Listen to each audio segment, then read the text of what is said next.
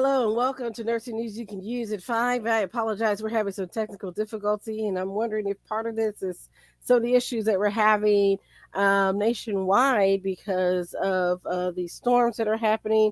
I wonder if this causing disruption because today has been a day for disruption in the internet services. So I'll definitely be checking out our internet provider, making sure that everything's okay on our end. But let's go ahead and get started on today. This is October the 9th, 2024, with our nursing news you can use at 5, where we come live every Wednesday, 5 p.m. or thereabouts on our Facebook pages and the Nurse Shark Academy channel. Join us each week as we provide you the information that we have on what's happening in healthcare and nursing. So we talk about everything nursing, healthcare, and business. All right, let's get started with our affirmation today. And our first affirmation is, or our affirmation for today is, I always listen with love to my body's messages. I always listen with love to my body's messages. I really like that. By the way, that's from the Louise Hay calendar for 2024. I really like that affirmation because as I think about us listening to our bodies, and as you are maybe aware, it's mental health awareness. And I wanted to share that sometimes we have to listen to what our bodies are telling us, not just physically, but also mentally. And if you need to take a break, a day off, get a fresh perspective, I encourage you to do that. Take the time out to do that. And that's one of the things that I was able to do yesterday, as I had to be out for personal reasons and I wasn't in the office yesterday. So I took that time to refresh myself as I dealt with some personal business. So I'm encouraging you to take that time and take that mental break that you need to do so that you can be your best self every day. All right, let's go ahead and get into the news, and then we'll get into our announcements.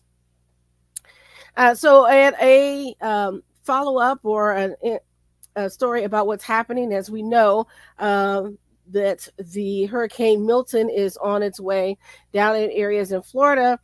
This story is coming from the New York Times, and it says medical facilities in Milton's path are preparing with closures and barricades. Healthcare facilities across the west coast of Florida, from clinics to nursing homes, are temporarily shutting their doors and evacuating patients in preparation for Hurricane Milton's potentially devastating landfall. Mandatory evacuation orders in Pinellas County, which includes Clearwater and St. Petersburg. And by the way, I've been to both of those areas, Clearwater and St. Petersburg, so that's kind of sad to think about my fond times there several years ago, but it says affect about 6,600 patients at 6 hospitals, 25 nursing homes, and 44 assisted living facilities, according to the order. So I say that to let people understand this is a massive undertaking to evacuate that many patients who have physical ailments and things like that. It's a very massive undertaking, and that's just getting out the elderly and the infirm. It says scores of medical clinics and dialysis centers across the region have also closed, including dozens of outpatient facilities operated by the BayCare, a healthcare network. So let's think about this. Not only are people not able to go to dialysis, they may have to go elsewhere if they can get inland as far as they can. Maybe they could accommodate them. But then you also have to worry about the fact that as these places are closed, that is potential revenue that they are also losing. So that it has an economic devastation for the area. The region's only level 1 trauma center, Tampa General Hospital, has deployed a temporary flood barricade that officials hope will stave off the storm surge. Most of the hospitals in the region that are still open have suspended elective operations or have stopped accepting new patients. University of Florida Health, which operates about a dozen hospitals across the state, had enough food, water, and fuel to keep its facilities operating for 96 hours, according to Peyton Wessner, a spokesman. So 96 hours, so we're looking at roughly about 4 days that they'll be able to operate. Mary Mayhew, President of the Florida Hospital Association, said many facilities have improved their emergency preparedness in recent years by creating backup water supplies, acquiring generators, and purchasing satellite telephones in case cell service is disrupted. Most hospitals have moved key infrastructure to higher floors.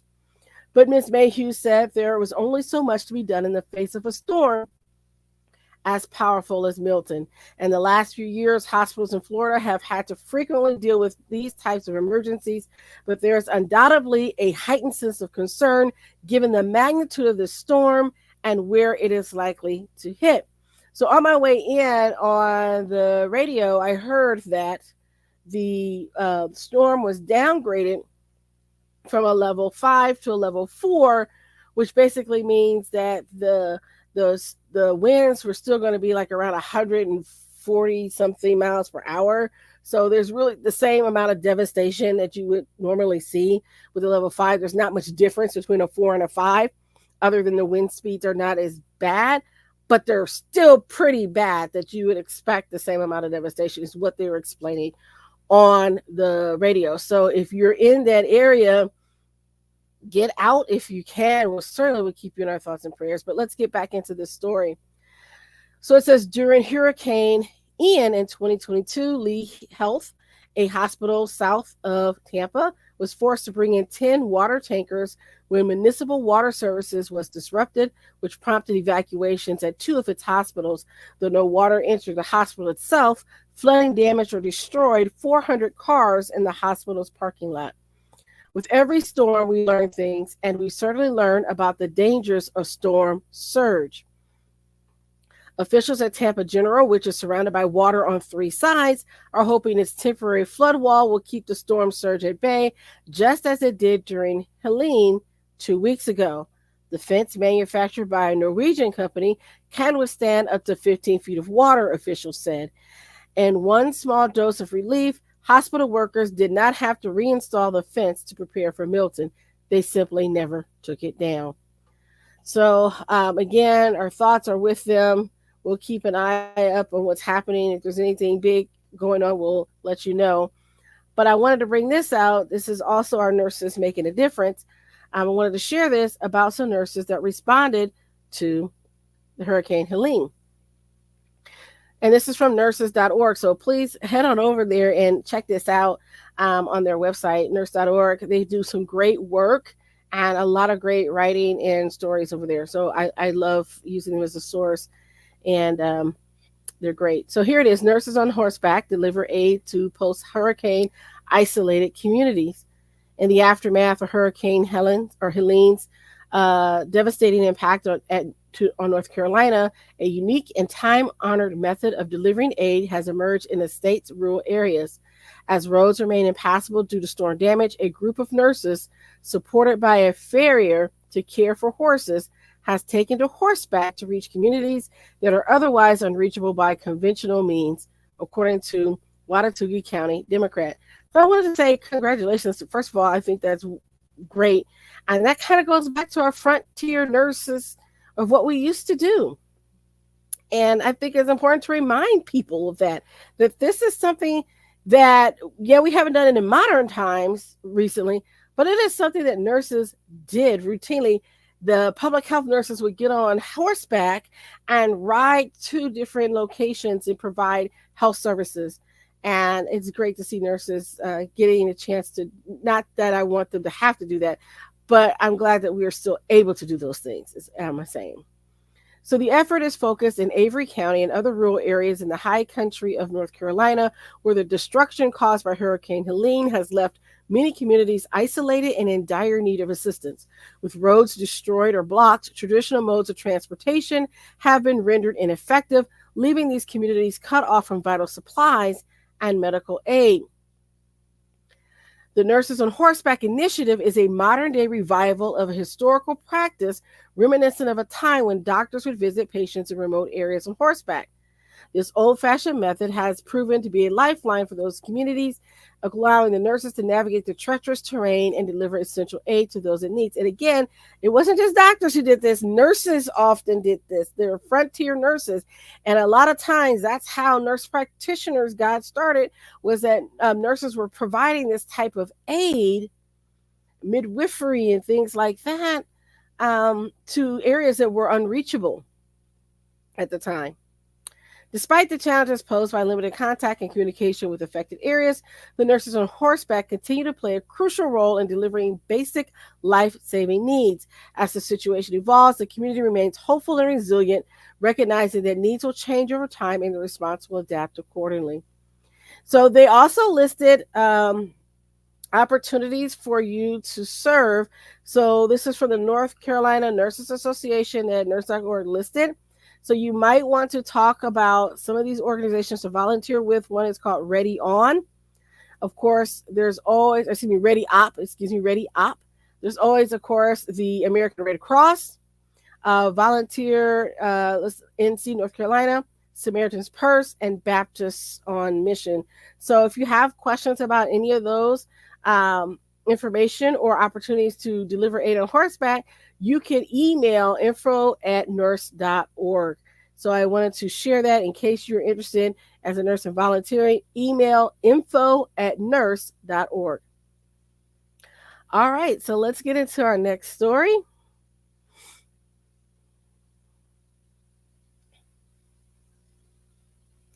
Let's get into a follow-up story when we're talking about hurricanes and things like that. Unfortunately, we have to go back. And so we're going to talk about this story. This came from, this is in several of the news outlets, but this particular one I think is from Fox News.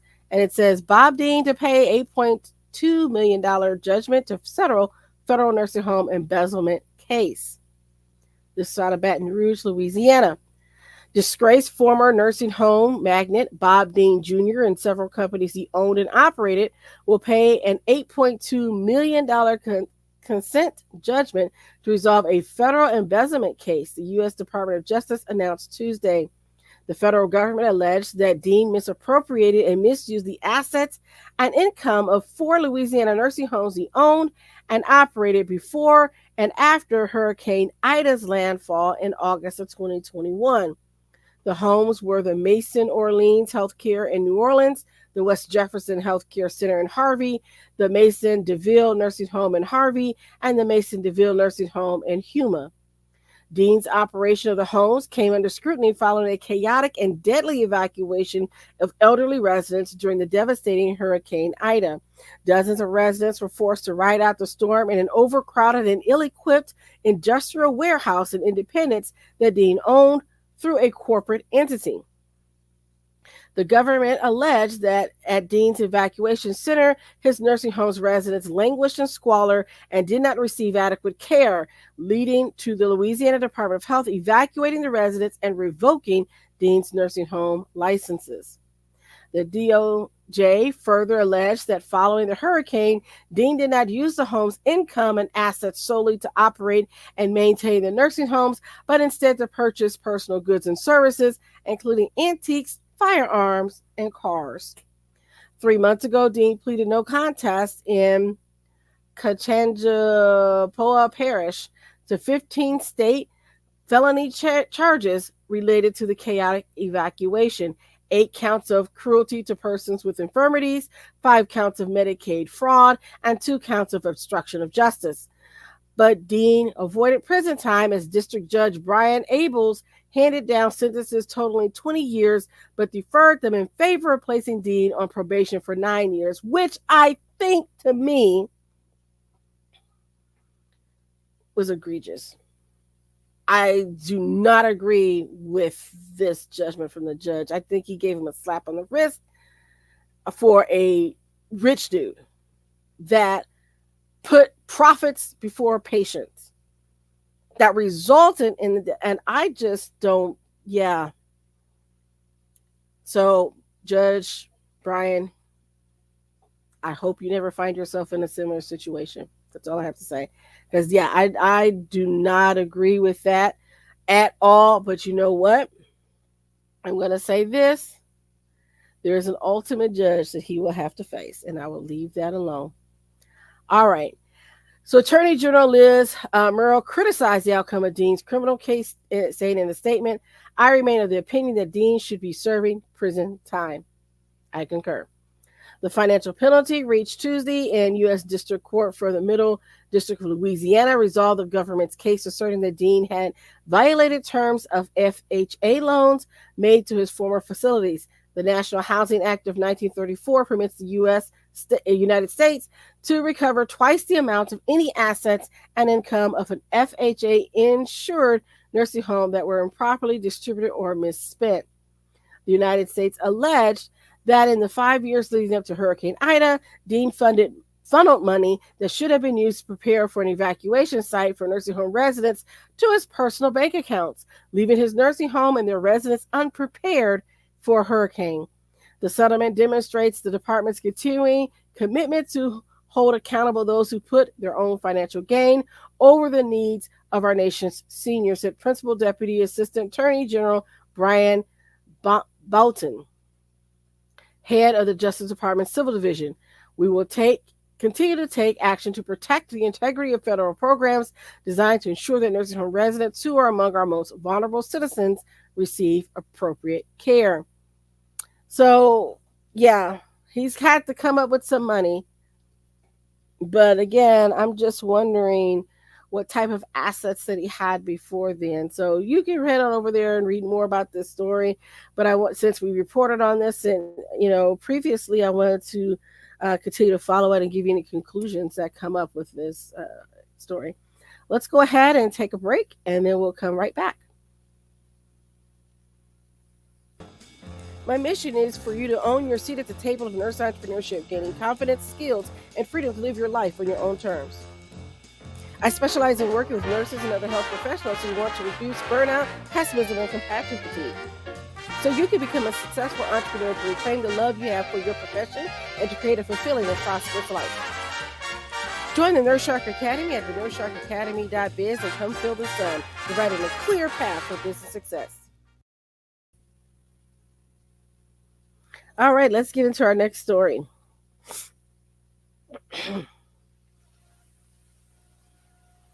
Let's move on over. I guess we're going to stay in the South, so we're going to move right on over to Alabama. This is from Alabama Daily News, and it says, nurse who criticized state board's recovery program loses new job.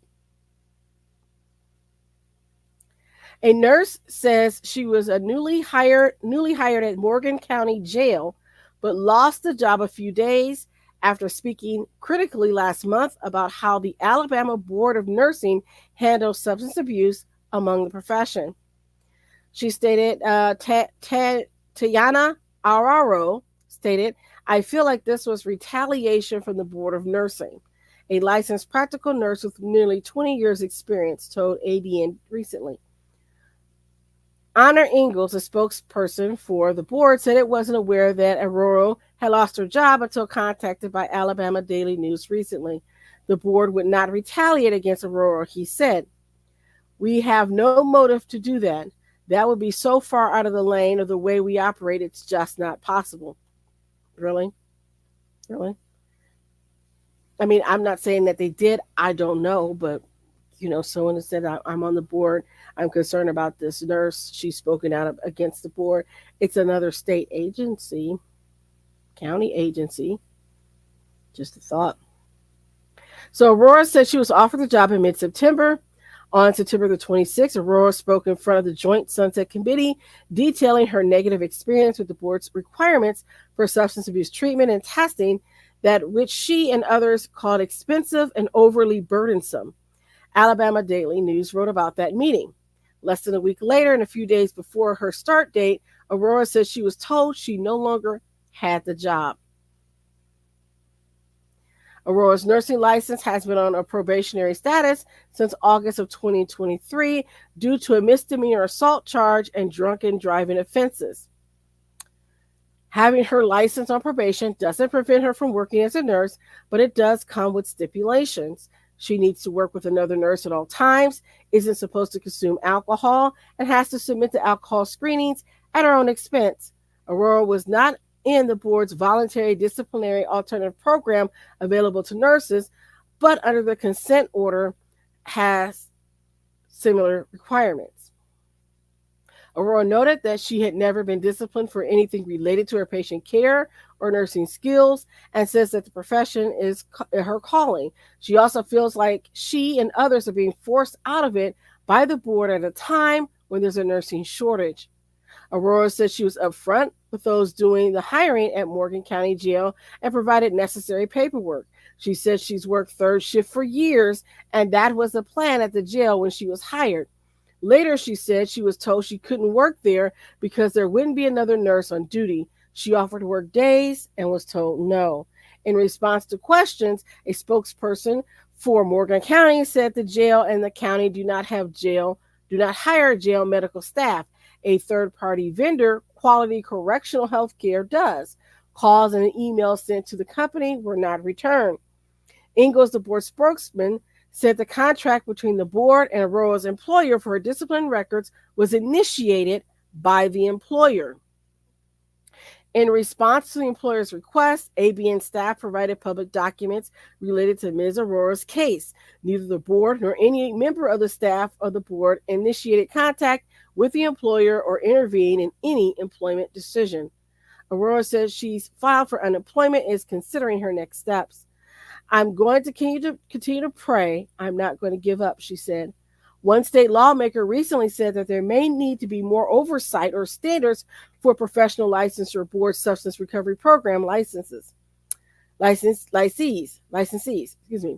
At the Legislative Contract Review Committee hearing last week, Speaker Pro Tem Chris Pringle, Republican from Mobile, commented on a one-year $60,000 contract from the Occupational Therapy Board for services for impaired practitioners. Pringle also sits on the Legislative Sunset Committee that authorizes the state occupational licensing boards and was at the meeting Aurora spoke at recently. Pringle told ADN every profession is different and a one-size-fits-all program won't work, but we ought to look into it and see what's working and what's not. Some licensure boards sub it out to their associations. Some licensure boards contract with professionals. Some boards almost make criminals out of their people, and some of them might be more soft on their members than they should, Pringle said. I think it's something that needs to be looked at. And I have to say this. Unfortunately, nursing is very critical of other nurses. I have seen some very harsh treatment of nurses out there. And so I hope that she has an attorney representing her. I hope that she finds another job and something that she likes to do. Maybe she could do something that doesn't involve direct patient care or, giving medicines or anything like that, if that's what they're concerned about. Maybe she can go into case management or something like that. I hope that she lands on her feet and can find a place for her. I hate to lose nurses like this. And as long as she is compliant and doing what she needs to do, I think that she should continue to be able to practice. And so if you have comments on that, let me know what you think. But I just think, again, that one size fits all approach does not work. All right, let's go into a follow-up story on, guess who? You're right, Steward Healthcare. This is from Healthcare Finance News. Steward Healthcare abandons Norwood Hospital in Massachusetts. Steward Healthcare is closing Norwood Hospital and 4 satellite facilities in Massachusetts and abandoning the properties, according to bankruptcy filing in federal court in Texas on Monday. The satellite facilities include Norwood Performance Therapy in Norwood, Norwood Hospital Cancer Care Center in Foxborough, and Guild Imaging Center of Norwood Hospital in Norwood. The proposed closure date is November the 5th. Norwood Hospital has been closed since 2020 due to flooding damage and has been under construction, but the 4 satellite facilities have continued to operate under the Norwood Hospital license. Norwood has not been a part of the bankruptcy proceedings of its 31 facilities nationwide. The property has been under the control of Stewart's landlord, Medical Properties Trust, and its mortgage lender, Apollo Global Management. Any developer or hospital operator that might want to finish the construction and reopen the hospital would first need to make a deal with Medical Properties Trust. The closure involves the discharge of patients in the ordinary course and identifies appropriate alternative locations for outpatients according to the bankruptcy filing. Stewart said it intends to attempt to assist employees in finding job placement elsewhere, including by notifying the Massachusetts Department of Labor and Department of Unemployment Assistance. Stewart Healthcare filed for bankruptcy in May and put together a plan to sell its 31 hospitals to address its $9 billion debt. Since then, it has closed 2 hospitals, Kearney Hospital in Dorchester and Neshoba Valley Medical Center in Ayer. Its CEO, Dr. Ralph De La Torre, has stepped down and has been held in contempt by a Senate committee for failing to abide by a subpoena to appear before the committee. De La Torre has also brought a lawsuit against the Senate Committee on Health, Labor, Education, and Pensions and its members. So now he's suing them again back. And as we previously had reported, there were stories that they had paid their leadership bonuses, $1 million bonuses, even while the ship was sinking. So, yeah. All right, let's get into our next story.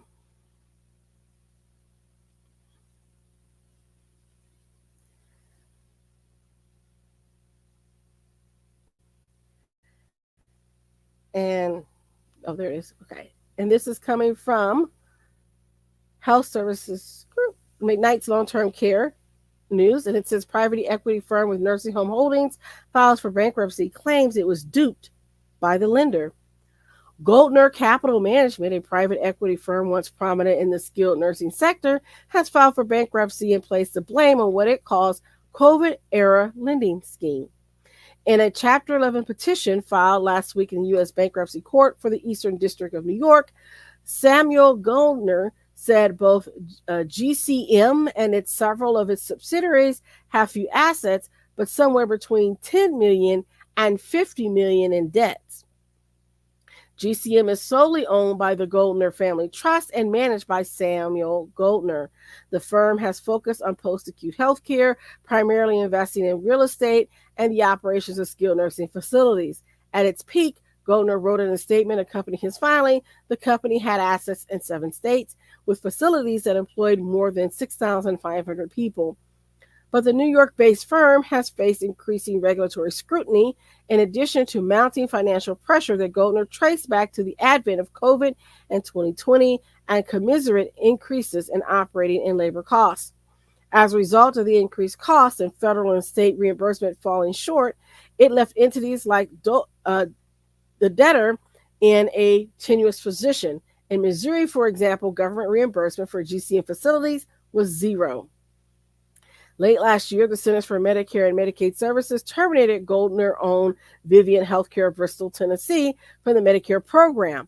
That followed the transfer of 2 other buildings in Goldner's Ventnors portfolio being transferred to Ensign Group after state-initiated receivership. So what happened, they apparently must have gotten some sanctions from the state and the feds that closed them down because they had to get an immediate jeopardy or something like that they weren't able to take Medicare or Medicaid funding anymore, which is essentially saying you're closed. At the time, nursinghomedatabase.com reported that the trust had at least a 5% ownership stake in 14 facilities in 6 states, but many have been hanging on by a thread. Goldner himself is also the target of several lawsuits, including one filed last month by a former partner in a captive insurance company providing coverage for GCMs, nursing homes, and others. In his October 2nd bankruptcy filing, Goldner said his major losses are due to a more than $20 million in loans his Missouri-based entity secured from Capital Source, which is owned by Capital Foresight. He alleged a Trojan horse-like fraud in which Foresight's managers then leased or subleased 20 facilities and quickly stopped paying rent, allowing the lending company to seize his assets and take GCM's entire enterprise value for itself. The operator was paying off the loan first, Goldner wrote, rather than meeting its rent obligations to GCM, which in turn lost a purchase option with Omega for 11 facilities valued at $42.6 million to $60.35 million. The concerted effort by Capital Foresight is unmatched and audacious when seen through the lens of good faith and fair dealing, Goldner wrote. Calls to a number listed for Capital Foresight in California rang unanswered Tuesday. Goldner's statement is complex and reflective of the kinds of deals often seen among related parties and private equity investors. The Biden administration has been highly critical of their involvement in the nursing home sector, although federal data shows prevalence has dropped from 8% to 5% since 2018. Sam Brooks, director of public policy, the National Consumer Voice for Equality Long-Term, tracks private equity deals in the skilled nursing sector. He said he's not surprised to learn of the bankruptcy following. PE or private equity firms are not in the nursing home space to provide good care. They are in it to turn a profit in 5 to 7 years, which is, again, what I said before. It is similar with hospitals. They purchase the hospital, the land, they sell the land to another entity, which oftentimes is affiliated entities to them or another private equity firm. So then they have to pay the lease back and pay the hospital that has to pay rent on the property that they previously owned.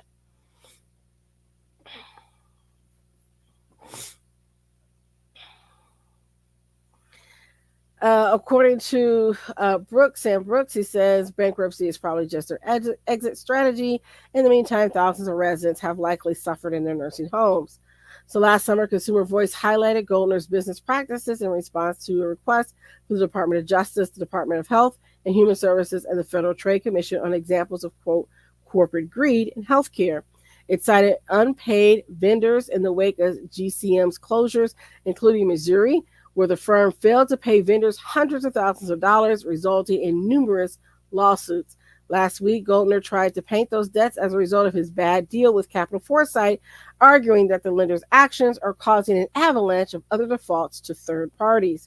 He said the firms and its subsidiaries intend to rehabilitate their businesses and seek all appropriate relief against Capital Foresight and leaders involved in the business. So if you want to know more about this and there's more to the story, head on over to McKnight's Long-Term Care News and pick up the rest of the story.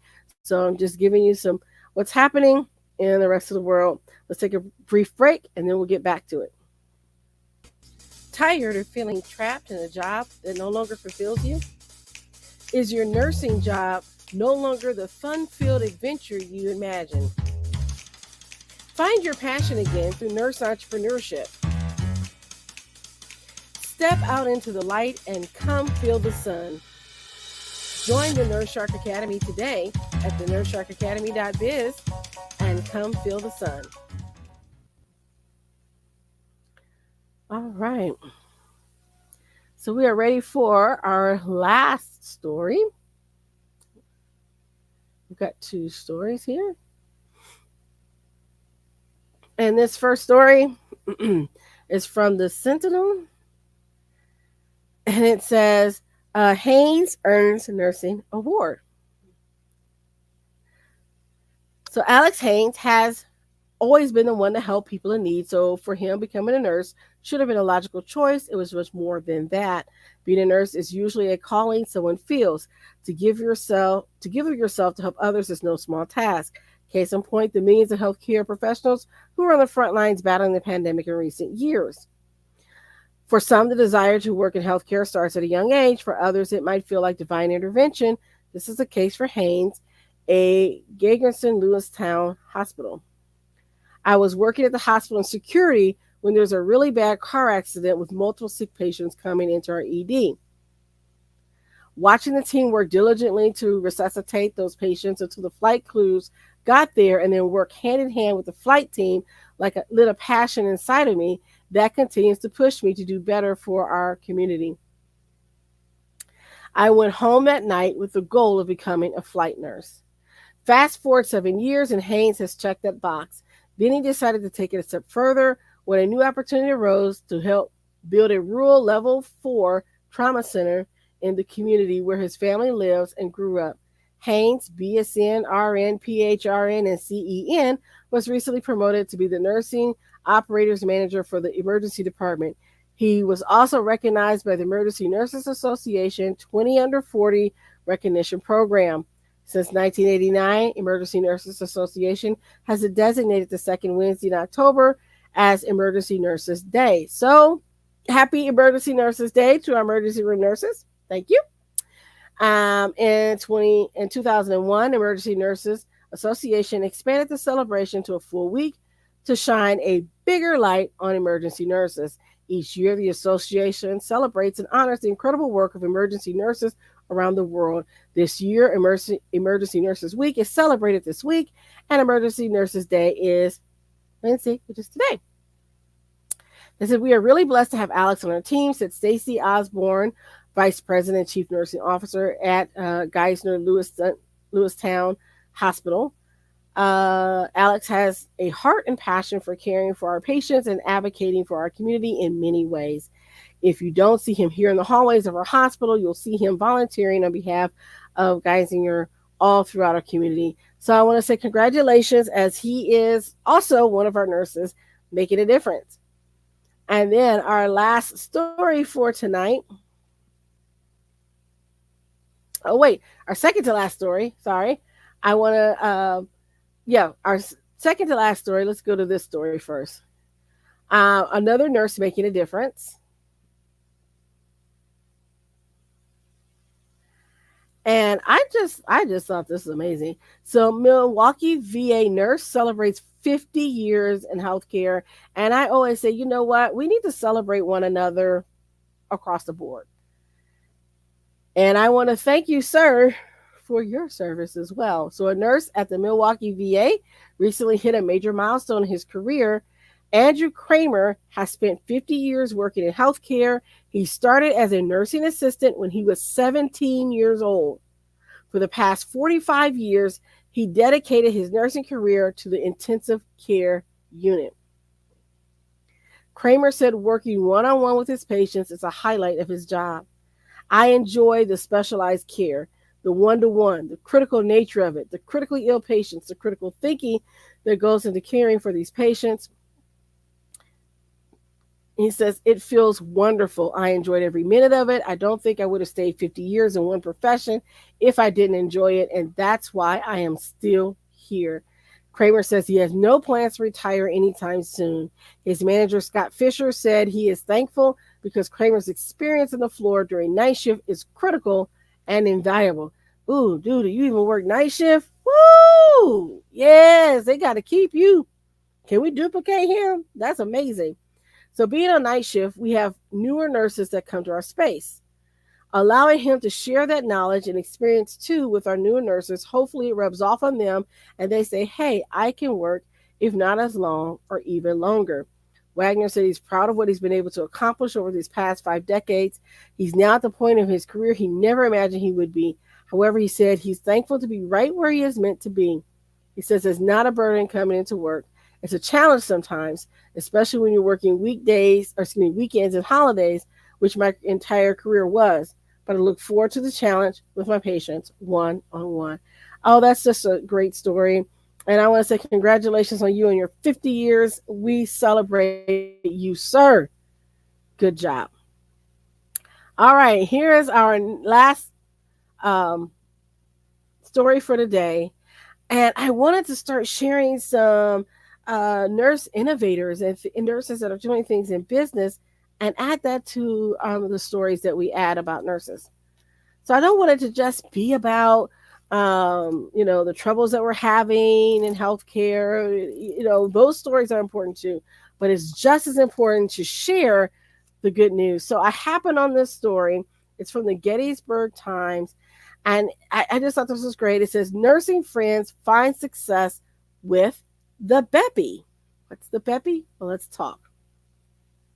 Two retired nurses turned a friendship and love for sewing into a thriving business with the Beppy, a therapeutic flaxseed wrap that has become a staple at craft shows and festivals, including the National Apple Harvest Festival. Sue Rhodes of Palmyra, Palmyra, and Beth Grady of Shiremantown met in the 1990s while working as labor and delivery nurses at UPMC Harrisburg. They quickly bonded over their shared love of sewing, and the friendship later sparked the creation of a small business specializing in a therapeutic product called the Beppy. The Beppy is a compartmentalized wrap filled with flaxseed that can be heated in the microwave to provide at-home heat therapy for muscle aches, headaches, cramps, back pain, neck pain, and more. It can also be used for comfort. You just microwave it for 2 to 3 minutes, Grady said. The idea for the Beppy was born in 2007 during a Women's Week getaway on an annual trip to the Grady's family-owned lake house in the Adirondack Mountains in New York. Grady and Rhodes, along with several other nurse friends, gathered for a week each year to focus on shared sewing project. That year, they chose to create what would eventually become their signature product, the Beppy. Upon returning to work, they shared their creation with fellow doctors and nurses at the hospital. All the doctors and nurses wanted one. It didn't take long for the word to spread. In 2008, Rhodes and Grady officially launched Susie Home Make It, and what started as a project for friends and colleagues quickly became a thriving business. It just exploded from there. We started taking orders from friends and family, which evolved into craft shows and special orders. Soon after, they found themselves purchasing 50-pound bags of flaxseed to meet the growing demand for the product. In addition to the Beppy, the duo also creates blankets and takes custom orders, but they primarily focus on their therapeutic wraps. She says, if you offer too many things, it's hard for people to decide what they want. That is great business advice. That is great business advice, right? If you offer too many things, it's hard for people to decide what they want. Sometimes in business, we want to be everything to everyone, and we cannot. And it really dilutes what we're doing. And so I take that to heart. Yes. So I think that's wonderful.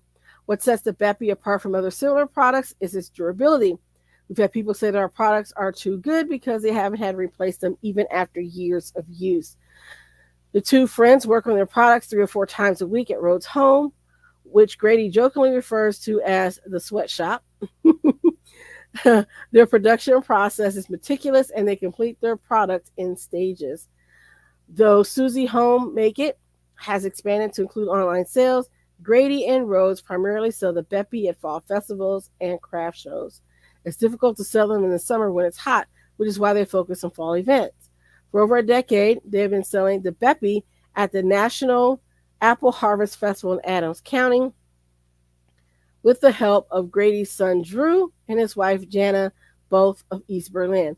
So congratulations to these nurse innovators. The only thing I have to say is maybe you could make a product that would work also in the summer for keeping people cool. Work on that.